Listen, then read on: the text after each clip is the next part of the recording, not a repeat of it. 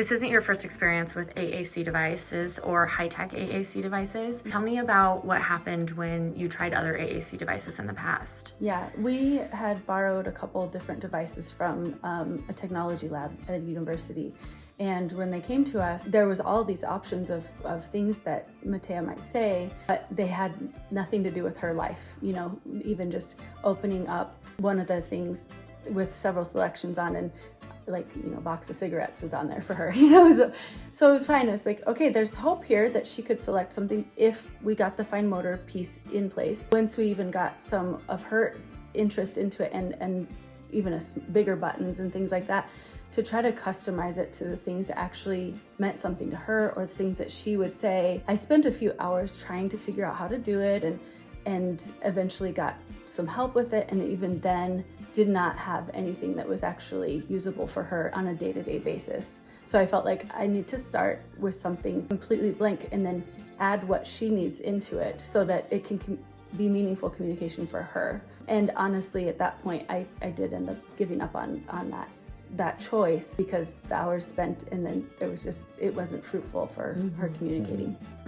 Yeah. The robust AAC, these devices that come, they're wonderful for so many kids, but not necessarily for all children. And I think Matea fell in the camp that this is too much too fast. And I think that being able to start at one level and then over time customize it would be a much more practical for the way Matea's learning and for the way the parents are learning. Caregiver support, it's a make or break it. If the caregivers aren't comfortable and aren't using it effectively, this solution will not work. So something that is really user-friendly is going to be important too.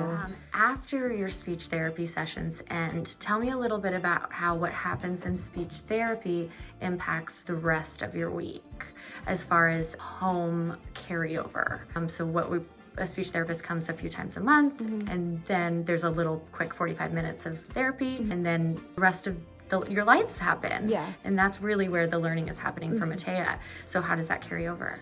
So after we have a speech therapy session, usually I have a handful of goals that we're going to be working on until our next session. And so we start implementing those things and working with the various goals or different words or ways of communicating throughout the week, and then it is incorporated into her life. Some of it's play and practice, but some of it is actual communication during the day that needs to happen.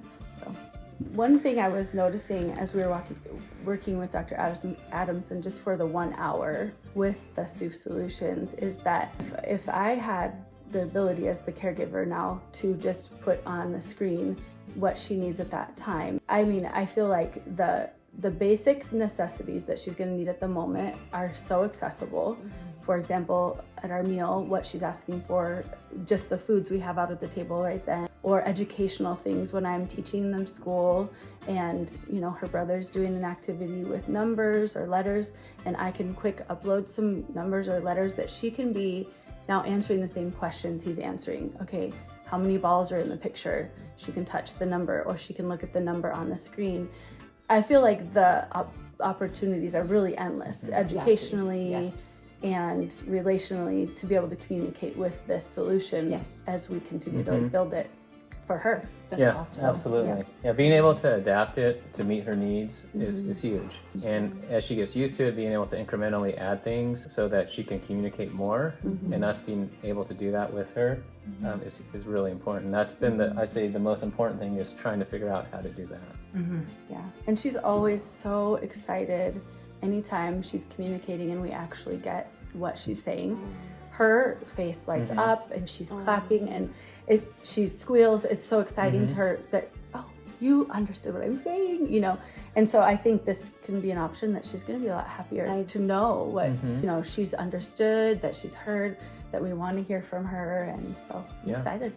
And I think one of the things I noticed in the older population is that when they cannot speak, they cannot communicate, they suffer from depression. And one of the goals of this is to bring the caregiver, the parent, together with their child and both get heard and both have a better positive mood. So, and I think it's an absolutely beautiful thing. So. We do too. We're very excited. Thank you. Thank you.